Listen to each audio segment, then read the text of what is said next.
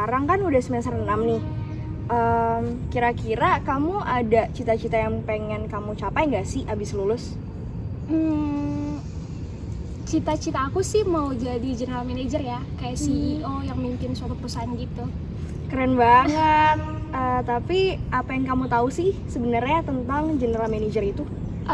Kalau dari buku-buku yang aku baca nih, general manager itu kayak sesosok orang yang punya lebih dari satu area fungsional, dan mereka itu bertanggung jawab atas suatu kinerja organisasi.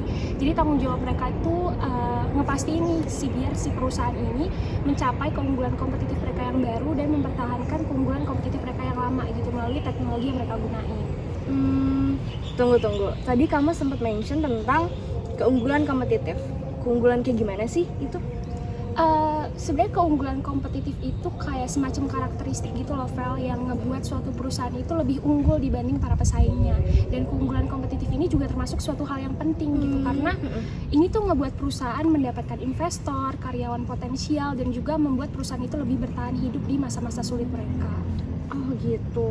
Terus aku juga penasaran sih, yuk. Ada nggak sih faktor-faktor penentunya? Kalau setahu aku nih ya, faktor-faktor penentu dari keberhasilan suatu perusahaan mendapatkan keunggulan kompetitif mereka itu ada 3. Yang pertama, apakah perusahaan itu adalah perusahaan baru yang merupakan pure play internet, atau mereka itu merupakan perusahaan lama yang ada sebelum internet ada. Lalu yang kedua, bagaimana implementasi strategi dari perusahaan tersebut gitu. Dan yang ketiga, gimana sih karakteristik dari general manager mereka kayak gitu.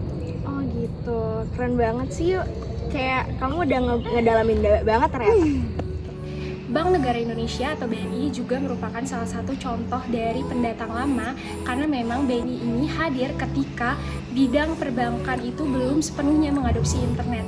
Hal ini berarti BNI ini hadir sebelum adanya bank digital baru, contohnya kayak Bank Alo, dan juga belum hadir ketika inovasi teknologi dari fintech itu hadir, misalnya seperti dompet digital.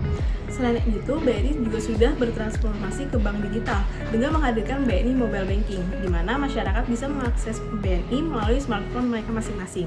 Tidak hanya itu, BNI juga mulai melakukan transformasi digital terhadap platform digital di perusahaan mereka, menghadirkan produk-produk digital baru, melakukan ekosistem digital dengan API Open Banking, serta berkolaborasi dengan Shopee dan Traveloka untuk mempermudah pembayaran masyarakat melalui online.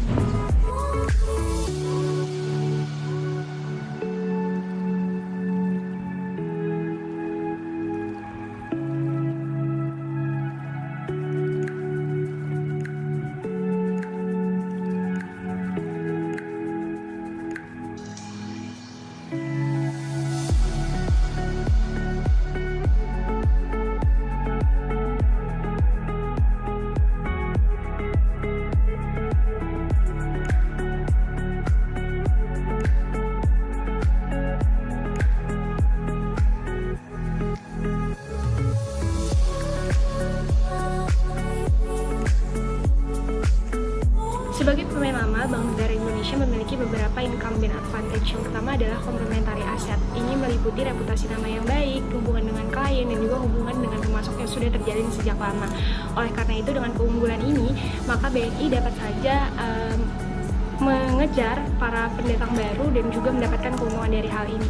Yang kedua adalah mudahnya teknologi untuk ditiru. Hal ini menyebabkan BNI nantinya dapat belajar dari teknologi bank digital yang sudah ada dan juga fintech yang sudah ada, sehingga mendapatkan teknologi baru yang lebih baik lagi. Nah, sebagai pemain lama atau perusahaan incumbent Bank Indonesia, Bank Negara Indonesia atau Bank BNI itu tentu memiliki beberapa kekurangan-kekurangan. Nah, bagaimana sih Bank Negara Indonesia menghadapi kekurangan-kekurangan tersebut? Pertama adalah bisa dilakukan separate entity atau membuat atau membentuk suatu perusahaan yang terpisah secara organisasi dan fisik. Ini terpisah dari perusahaan lama atau perusahaan incumbent, tetapi masih merupakan satu kesatuan dalam perusahaan. Nah, contohnya ini pada Bank Indonesia, Bank Negara Indonesia atau Bank BNI yang terus melakukan ekspansi dengan menambah anak perusahaan, yang mana BNI ini telah menyiapkan suatu strategi untuk bisa memiliki lini bisnis yang bergerak pada model Ventura, yang nantinya perusahaan model Ventura BNI ini akan menjadi suatu strategic vehicle BNI Group dalam mengembangkan mengembangkan inovasi teknologi di internal grup serta menjelaskan akselerasi transformasi digital yang bertujuan untuk bisa menciptakan nilai yang sinergis bagi Bank Negara Indonesia atau Bank BNI. Nah, tadi tuh kita udah berbicara banyak terkait dengan perusahaan incumbent atau perusahaan pemain lama. Nah, sekarang kita lanjut ke pembahasan terkait dengan new entrants atau pendatang baru, di mana perusahaan-perusahaan pendatang baru atau perusahaan rintisan yang membawa teknologi. Nah, salah satunya itu perusahaan new entrants atau pemain baru itu juga sama dengan pemain lama, yaitu dia memiliki kelebihan dan juga kekurangan masing-masing. Nah, untuk kelebihan dari para new entrants atau para pemain baru itu pertama adalah dia less inersia, di mana para new entrants atau para pemain baru itu tidak memiliki banyak kekurangan yang dimiliki oleh para pemain lama atau perusahaan incumbent, seperti tidak ada logika manajer yang dominan, terus tidak ada jebakan kompetensi, tidak ada konflik saluran, tidak ada ikatan emosional dengan teknologi yang lebih tua, dan juga politik internal dari perusahaan baru itu lebih sedikit. Nah, kita tahu bahwa sekarang ini udah banyak banget muncul pendatang-pendatang baru dalam sektor perbankan yang membawa perkembangan digital dalam dunia perbankan, sehingga dunia perbankan itu semakin canggih dengan mengadopsi teknologi baru seperti Bank Alo dan Bank Jago. Namun jika kita berbicara mengenai Bank Negara Indonesia atau Bank BNI, meskipun bukan merupakan pendatang baru, Bank BNI ini mampu memberikan pelayanan digital seperti yang diberikan oleh bank-bank digital baru, di mana saat ini Bank BNI ini memutuskan untuk mengkombinasikan dua layanan keuangan, itu konvensional bank dan vintage player. Nah, salah satunya Bank BNI ini mengembangkan produk menjadi produk digital seperti salah satunya adalah New BNI Mobile Banking yang dilengkapi dengan fitur-fitur yang lebih lengkap dan juga canggih. Nah, tadi kan kita udah berbicara terkait dengan kelebihan dari new entrants. Nah, nyatanya new entrants itu juga memiliki kekurangan-kekurangan. Seperti yang pertama adalah para perusahaan pemain baru atau pendatang baru itu kerap mengalami yang namanya kekurangan aset pelengkap atau complementary asset. Sehingga dalam hal ini perusahaan baru atau pendatang baru atau new entrants itu harus mampu untuk dapat mengembangkan aset pelengkap atau complementary asetnya itu dari awal. Nah, yang kedua, kekurangan dari para pemain baru atau new entrants itu adalah teknologinya itu mudah ditiru. Sehingga setiap prospek yang dimiliki oleh pendatang baru atau para new entrants terhadap pemain lama itu mungkin sulit untuk dilindungi.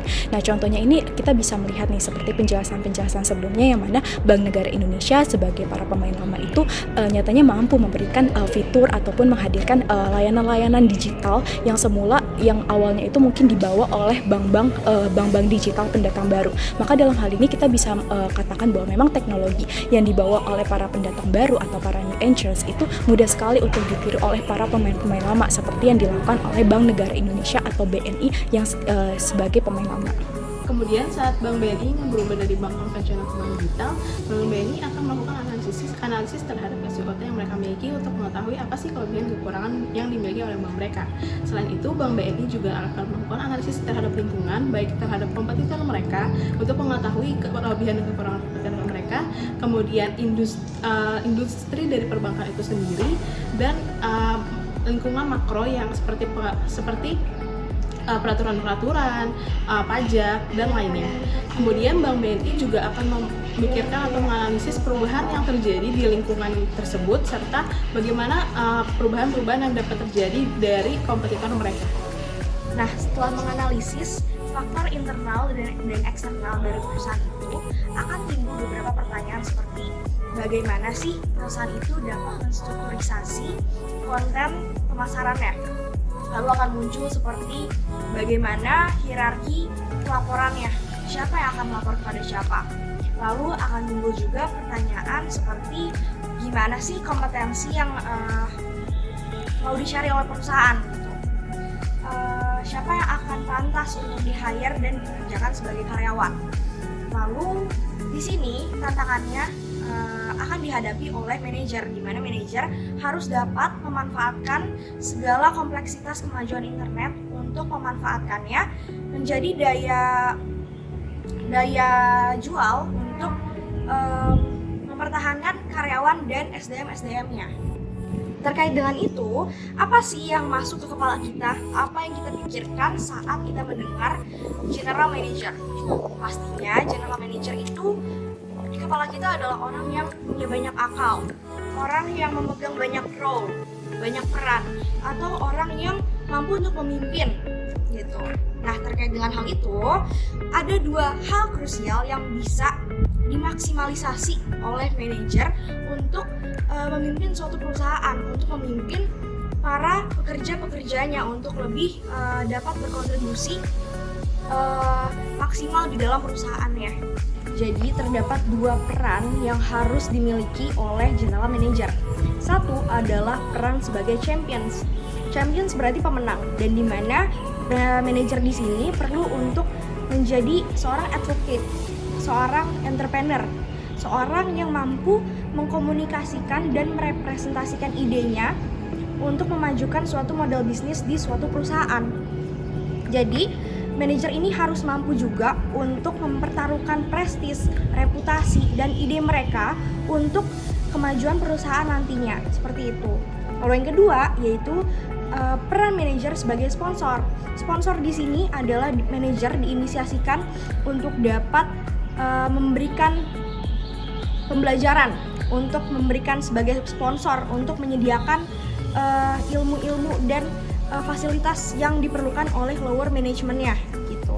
Jadi di sini manajer itu nggak melulu mengatur, nggak melulu untuk memimpin, tapi manajer juga harus mampu untuk menyediakan apa yang lower management itu perlukan, seperti itu.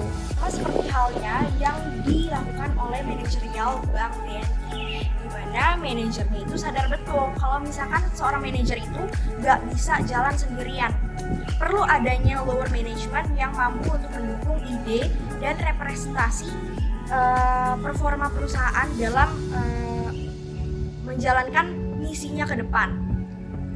Nah, manajer BNI Syariah Yogyakarta salah satu contohnya yang melakukan job rotation sebagai salah satu bentuk bahwa manajer itu tidak membeda-bedakan dan melihat secara objektif bahwa lower management itu adalah sama gitu. Jadi nggak ada yang membeda-bedakan, dan dimana job rotation di sini adalah dimana karyawan itu mampu untuk merasakan seluruh lingkup divisi di perusahaannya gitu. Jadi nggak ada yang membeda-bedakan, dan manajer itu sadar betul bahwa dengan adanya job rotation ini para karyawan itu nggak akan merasa jenuh, dan para karyawan itu dapat mengembangkan abilitasnya secara progresif seiring waktu berjalan, seperti itu. Dan juga manajer BNI juga merepresentasikan walk the talk, di mana manajer BNI itu bisa merepresentasikan ide-ide ataupun contoh yang baik kepada karyawan-karyawannya, seperti itu.